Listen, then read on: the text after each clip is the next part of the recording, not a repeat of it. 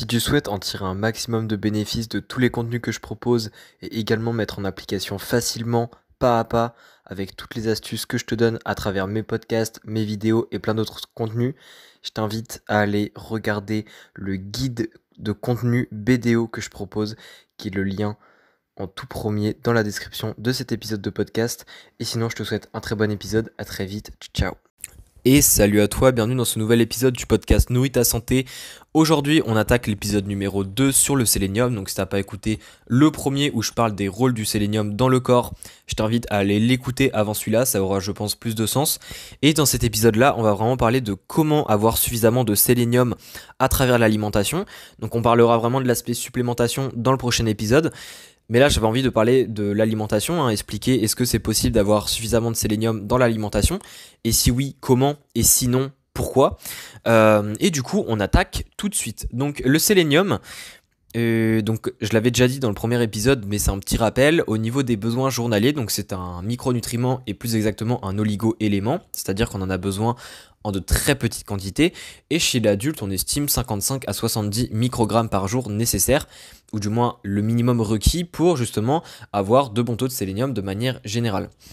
Donc évidemment, ces taux-là de sélénium sont très très petits, c'est-à-dire qu'on a besoin de peu de sélénium dans la journée, mais c'est assez compliqué parce qu'on peut très vite à la fois être en carence, mais aussi très vite être en excès de sélénium. Parce qu'on estime, alors c'est pas très clair encore, parce que la littérature, on a déjà dit plusieurs chiffres de sélénium pour considérer comme des limites, donc ce qu'on appelle les UL en anglais, mais ça varie beaucoup d'un individu à l'autre, c'est-à-dire que la consommation de sélénium, si elle est trop élevée, n'a pas forcément... ne crée pas en fait forcément de symptômes chez un individu, alors que chez un autre ça peut en créer.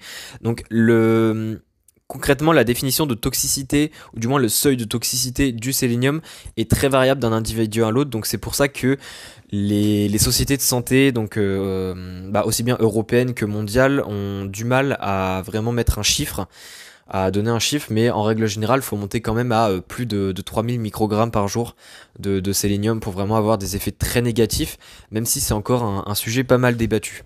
Mais bref, pour justement arriver à de bons taux de sélénium, il faut évidemment en consommer.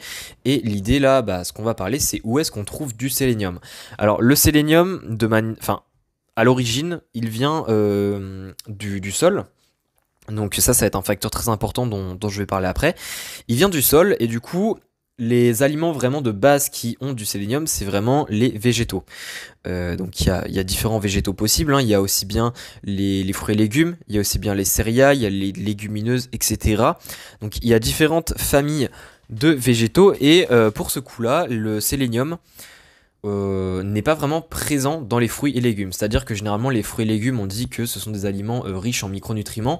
Pour le coup, le sélénium, c'est pas un micronutriment qu'on va trouver en de quantité très intéressante dans cette famille d'aliments.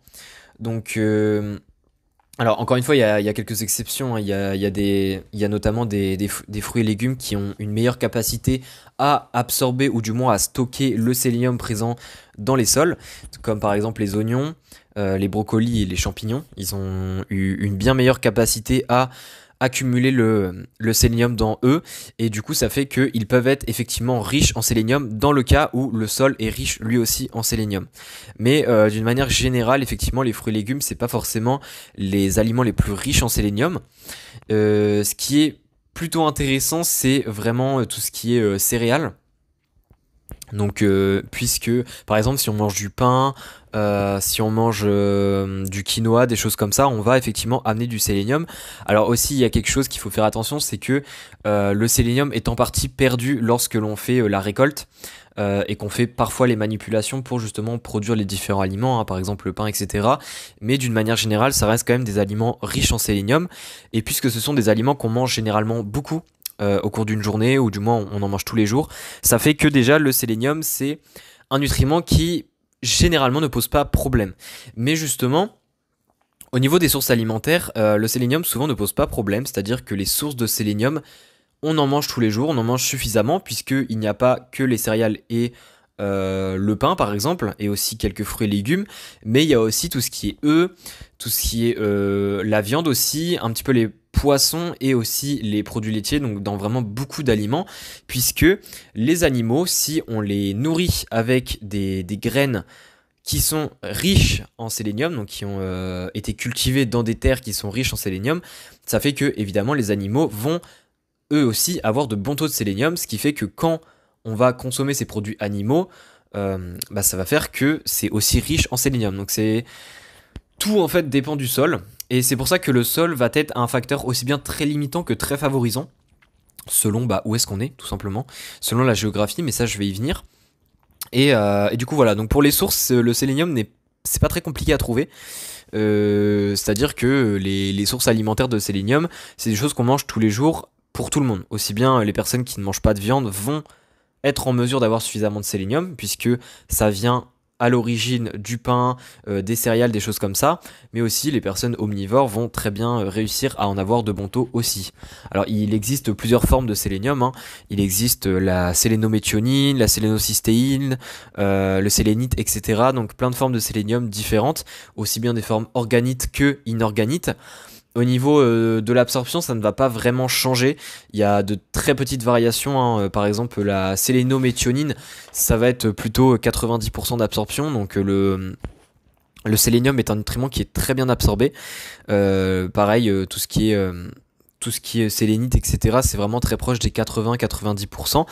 Mais il y a aussi un facteur à prendre en compte pour le sélénium, c'est que même si on mange ces aliments-là, que c'est riche en sélénium et qu'on l'absorbe bien, il y a un autre facteur qui dépend, ou du moins qui varie selon les différentes formes de sélénium, donc les différentes que je viens de citer par exemple, c'est la conversion du sélénium dans les tissus. C'est-à-dire en fait qu'il y a pas mal de formes de sélénium qui, quand on va les absorber, ne vont pas être converties correctement dans les tissus. Et du coup, si elle n'est pas convertie correctement dans le tissu, on va pas être en mesure de fabriquer les sélénoprotéines dont j'ai parlé dans l'épisode numéro 1. Et donc d'assurer en fait les différents rôles que sert le sélénium, et ça fait que si on n'est pas en mesure de bien convertir dans les tissus, ça va faire que le sélénium absorbé va être au final excrété par le corps, donc au final ça sert à rien. Ce qui veut dire que le sélénium, contrairement à d'autres nutriments, on a vraiment deux facteurs à prendre en compte sur tout ce qui est biodisponibilité. On a à la fois le facteur vraiment absorption intestinale, et on a également le facteur conversion au niveau des tissus, parce que si on a une très bonne absorption mais que la conversion est très mauvaise, eh bien, au final, c'est pas si efficace que ça. L'exemple de ça, c'est par exemple la sélénométhionine. On estime qu'environ 34% est converti en sélénométhionine libre dans les tissus, et ça fait que c'est pas forcément la forme de sélénium qui va être convertie la plus efficacement. Alors même si évidemment l'absorption est de 90%, ce qui est très bien, cette conversion, ce taux de conversion va faire que la sélénométhionine, on va dire, est paraît moins intéressante que prévu, même si elle reste quand même intéressante, puisque c'est notamment une des formes les plus présentes dans les aliments, et donc du fait qu'on en trouve beaucoup en termes quantitatifs dans les aliments, ça va faire que le résultat final, donc ce qu'on absorbe et ce qu'on convertit dans les tissus, je vais y arriver, va rester quand même une quantité non négligeable. Donc ça c'était un petit peu pour parler des différentes formes de sélénium qui existent, hein, parce qu'il n'y a pas qu'une seule forme dans les aliments, c'est beaucoup plus complexe que ça, et chaque aliment d'ailleurs a un petit peu sa propre composition de sélénium, hein, c'est-à-dire ses propres formes, mais aussi sa propre proportion des différentes formes parmi tout le sélénium qu'il contient. Maintenant qu'on a parlé des différentes formes et que tu comprends que les différentes formes de sélénium ont chacune un petit peu leurs propres caractéristiques et leur propre intérêt pour avoir de bons taux de sélénium, on va parler vraiment des sols que j'ai déjà introduit, qui fait que les sols, ça reste en fait un petit peu le principal facteur qui peut très vite amener par exemple une population à être en déficience de sélénium, alors qu'une autre population peut être limite en surplus de sélénium. Donc je vais illustrer ça par un exemple, mais c'est très simple. En fait, il faut savoir que dans le monde, de manière globale, il y a des pays où les sols sont très riches en sélénium et d'autres pays où les sols sont très pauvres en sélénium. Ce qu'il faut comprendre, c'est que ça a été recherché, mais on se rend compte que les sols pauvres en sélénium, ce n'est pas lié à une agriculture intensive, contrairement à ce que on pourrait le penser, ou contrairement à ce que pour certains nutriments c'est dû. Le sélénium, c'est pas le cas. Et en fait, le sélénium, c'est vraiment une histoire de géographie en fait, hein. C'est soit t'es sur une terre qui est bonne depuis toujours en quelque sorte, ou soit t'es sur une terre qui est mauvaise depuis toujours en quelque sorte. Alors je caricature, mais c'est un petit peu ça l'idée. Et ça fait qu'il y a des pays qui sont très très riches en sélénium. Donc les terres, par exemple tout ce qui est États-Unis et Canada, généralement c'est très riche. Par contre, il y a d'autres terres qui sont vraiment très pauvres. Par exemple, tout ce qui est Royaume-Uni et Égypte, c'est relativement pauvre en sélénium. Et par exemple, la France, ça reste aussi un pays où c'est pas très riche en sélénium si on compare avec les États-Unis et le Canada. Donc ça fait en fait que, par exemple, si on fait... alors il y a un exemple qui a été mené, hein, ça a déjà été évalué pour différents aliments pour voir à quel point ça peut être différent et ça peut être flagrant. Eh bien, on estime par exemple que si on compare du riz qui a été cultivé donc aux États-Unis par rapport à du riz qui a été cultivé en Égypte, on se rend compte que le riz des États-Unis contient au minimum 10 fois plus, voire 30 fois plus, donc de 10 fois à 30 fois plus de sélénium que le riz qui est en Égypte. Et en fait, on se rend compte que si on mange une portion de riz en fait dans notre journée et qu'entre les différents pays ça varie de 10 à 30 fois, eh bien, ça change totalement l'apport en sélénium dans la journée. C'est-à-dire qu'en Égypte, le riz, au final, pour la portion qu'on va consommer dans la journée, ça va quasiment rien amener en sélénium. Alors j'exagère un petit peu, mais alors que celui aux États-Unis, ça va quasiment combler nos apports de la journée en sélénium juste avec cette portion de riz. Et ça montre que, au final, même si tu as les mêmes habitudes alimentaires, qu'entre guillemets, tu as les bonnes habitudes alimentaires et que tu manges soi-disant des aliments qui sont censés être riches en sélénium, si au final ton pays, ou du moins si au final l'origine de ton aliment, c'est-à-dire là où il a été cultivé, c'était des terres pauvres, et bien vu que c'était des terres pauvres et que ton aliment n'a pas été en mesure d'accumuler un nombre suffisant de sélénium, ça fait en fait que même si tu manges le bon aliment, tu ne consommes pas de sélénium, ou du moins tu en consommes très peu. Et c'est pour ça que c'est assez frustrant en fait, parce que cet aspect-là des terres va faire que déjà manger local selon où est-ce que tu habites, c'est peut-être pas très pertinent pour le sélénium. On dit souvent qu'il faut manger local et c'est une très bonne habitude pour la plupart des cas. Mais ici le sélénium, effectivement, si tu es dans un pays comme le Royaume-Uni, manger local, on va dire vouloir limiter absolument l'importation, eh bien, c'est peut-être pas une très bonne idée. Parce que justement, il y a des chiffres, hein, il y a des statistiques qui ont été faits. Vu que le Royaume-Uni demande, on va dire, est moins dépendant au niveau de la nourriture de d'autres pays comme les États-Unis, etc.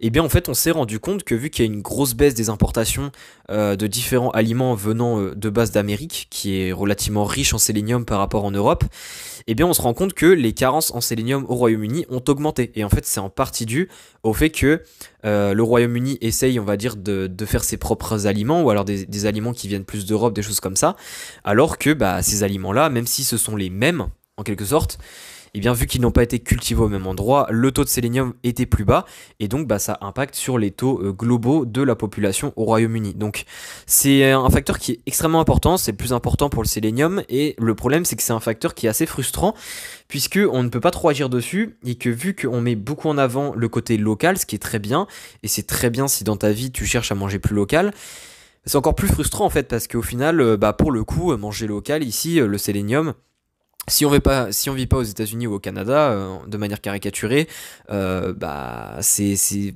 pas intéressant de manger local, et il faut continuer en fait à manger des aliments qui viennent de terres riches en sélénium.